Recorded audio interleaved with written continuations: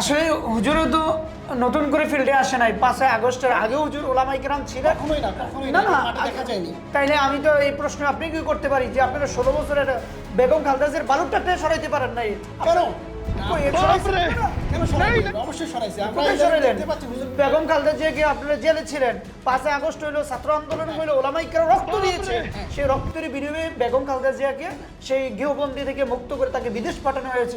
আপনারা কোথায় ছিলেন তখন? আপনারা কোথায় ছিলেন? আরে আমরা কোথায় ছিলাম? হ্যাঁ, জবাব আমরাই তো দেন। মাঠে ছিলাম। আমাদের মতো কোথায় কত- মাঠে আমাদের ছিলেন? কত স্টুডেন্ট কত শহীদ হয়েছে, কত রক্ত দিয়েছে, এটা আপনি খেয়াল করেছেন? আমি খেয়াল করেছি আপনারা অপরাজনীতিও করেছেন, কিন্তু যার ফলশ্রুতিতে একটা বালুটাকে সরাইতে পারেন নাই।